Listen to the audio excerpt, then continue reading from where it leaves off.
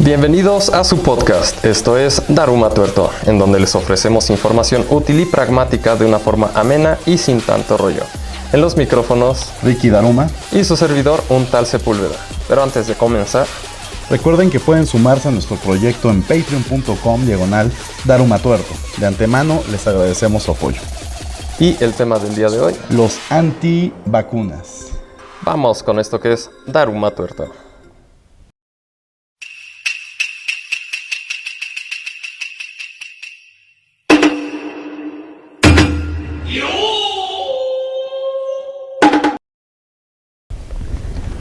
Antes de entrar de lleno al tema, es necesario mencionar todas las atrocidades que se han cometido en el nombre de la medicina, desde trepanaciones, sangrados de ano para expulsar demonios y lobotomías, solo por mencionar algunas. También recordemos que durante los años 1700 una muela era extirpada por un barbero y la medicina ¿Por un barbero? El vato que te quitaba la piocha también te quitaba la muela. ¡Sas! Y la medicina formal estaba al alcance de muy pocos. Como ahorita en México, ¿no? Más o menos. Muy parecido, no muy diferente. Las instituciones de salud pública también eran casi inexistentes. Como en América Latina en la actualidad.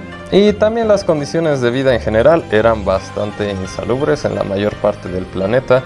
Esto sin mencionar que la gente en su mayoría tenía muy poco acceso a la información. Escuelas públicas. Esto que acabamos de mencionar es solo para tener un poco contexto respecto a cómo se fundó uno de los movimientos más controversiales de la historia de la humanidad, que ha costado miles y tal vez millones de vidas. Sigue vigente y en expansión.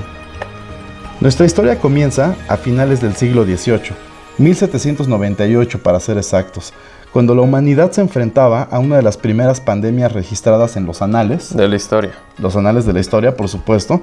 Estamos hablando de la viruela. Y cuéntanos qué es. La viruela fue una enfermedad infecciosa grave, contagiosa, con un alto índice de muerte, causada por el virus Variola virus. El último caso de contagio natural se diagnosticó en octubre de 1977 y para 1980 la OMS certificó la erradicación de la enfermedad en todo el planeta. Sus principales características eran una elevada tasa de mortandad, alrededor de un 30%, con tasas especialmente elevadas en bebés, mientras que en aquellos que sobrevivían dejaba cicatrices por todo el cuerpo y muy comúnmente la ceguera. Los síntomas iniciales incluían cuadros de fiebre, vómitos, seguidos por días posteriores de la infección, la formación de llagas en la boca y erupciones cutáneas. Al cabo de unos días, las erupciones cutáneas se convertían en protuberancias cargadas de un denso líquido con un característico hundimiento en el centro. Con la evolución de la enfermedad, las protuberancias se convertían en pústulas y después en costras, las cuales se caían y dejaban las características cicatrices en la piel, ¿no? Muy características de esta enfermedad. Se desconoce el origen de la viruela, pero existen evidencia de su existencia en una época muy temprana, pues se han hallado restos en momias egipcias datadas del siglo III a.C. La enfermedad se propagó a lo largo de la historia a través de brotes periódicos cíclicos. En la Europa del siglo XVIII se estima que unas 400,000 personas morían cada año por viruela y un tercio de los supervivientes desarrollaba ceguera. Igual que con el Tonayán. Exactamente, unos alcoholitos que te encantan. Parece que en China, alrededor del siglo XVI, se comenzó una forma primitiva de inoculación, pues para mitigar sus efectos, se comían las costras de los infectados de viruela, que es una forma ahí de mitigar esto, ¿no?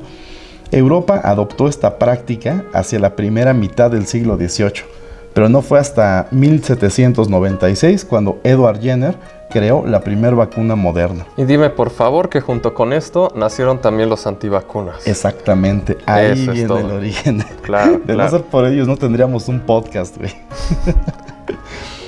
Como ya mencionamos al inicio, en 1798, Edward Jenner probó con éxito que era cierta la creencia tradicional de que inocular con una dosis leve de viruela bovina brindaba protección contra la viruela en seres humanos. Solo 5 años después de esto, la vacuna se usaba en toda Europa y 8 años más tarde ya era empleada en todo el mundo occidental. Dado que no existían protocolos de seguridad sanitaria y bueno, se trataba de la primera vacuna desarrollada por la humanidad, pues tuvo algunas fallas. Sí, claro, pero menos ojete que acabar ciego o muerto con la viruela, o sea... Más o menos. Ahorita te cuento. Ok.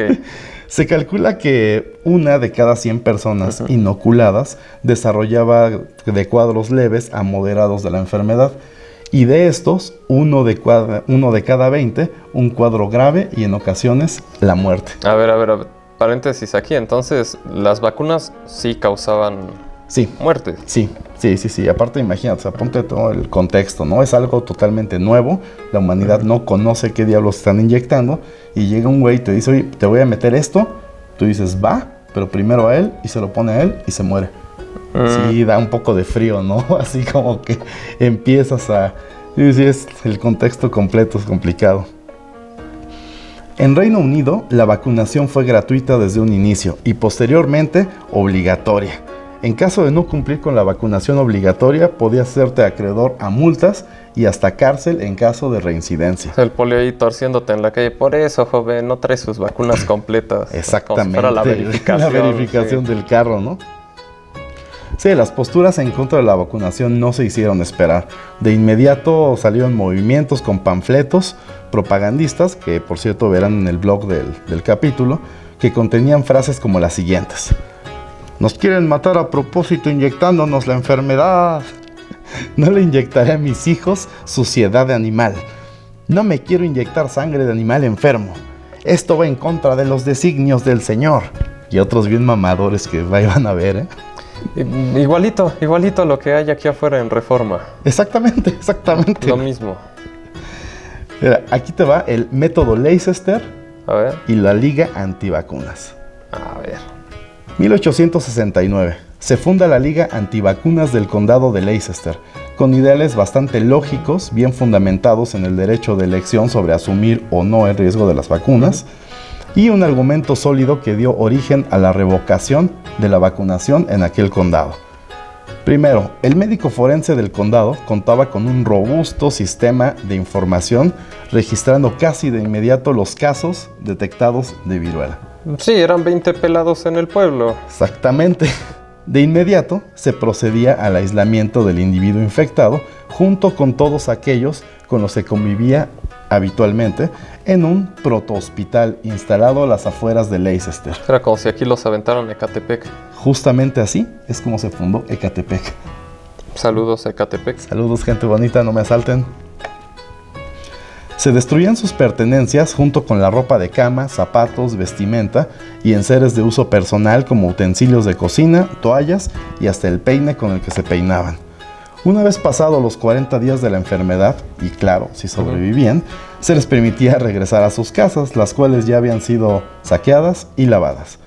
La aplicación de este método permitió que para 1884, mediante una interpretación de datos estadísticos bastante cuestionables, se eliminara la ley de vacunación obligatoria dentro de aquel condado. Pero, ¿por qué cuestionables? O sea, ¿de dónde Ahí te va, vámonos por partes. La tasa de muertes por viruela era igual dentro del condado de gente sin vacunar que en las grandes ciudades con una alta tasa de vacunación como Londres o Warrington. Este simple alegato sigue siendo hasta la fecha uno de los más empleados por los antivacunas del mundo. ¿Pero en dónde está el error ahí? Aquí está el error. Las muestras no son comparables, ya que Leicester era un pueblo ovejero de gente con limitado contacto físico en sus ocupaciones diarias, mientras que Londres era una ciudad industrial donde las condiciones de hacinamiento eran lo más común entre los obreros citadinos. Dada la naturaleza de las actividades y el contacto social, era lógico que hubiera menos casos en Leicester, pero el meollo del asunto es que se estimó la tasa de muertos por habitante y no por infectados, haciendo completamente de lado el hecho de que las vacunas estaban salvando vidas. De haber calculado la tasa de decesos por infectados, sin duda alguna se hubiera notado que entre los no vacunados la muerte era casi inminente, mientras que en las posibilidades de sobrevivir a la enfermedad de alguien vacunado pues son notablemente más altas, ¿no? La tasa de muertes sobre infectados no vacunados era de un 30%, mientras que la misma tasa pero en personas vacunadas era solamente de un 2%. Exactamente.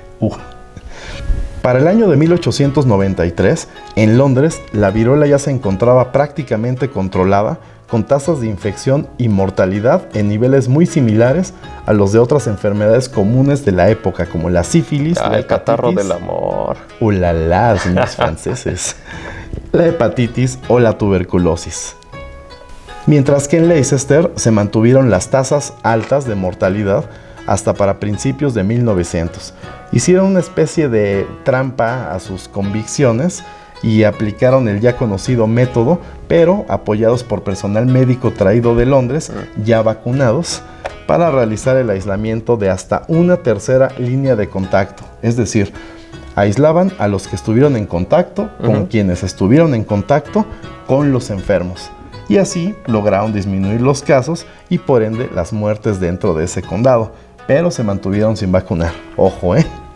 Y bueno, este es el buen método Leicester, que sigue siendo hasta hoy en día el estandarte del movimiento antivacunas. Sí, o sea, una falacia de hace 150 años completamente refutada ya al día de hoy, sigue siendo el principal argumento. Señor López-Gatell.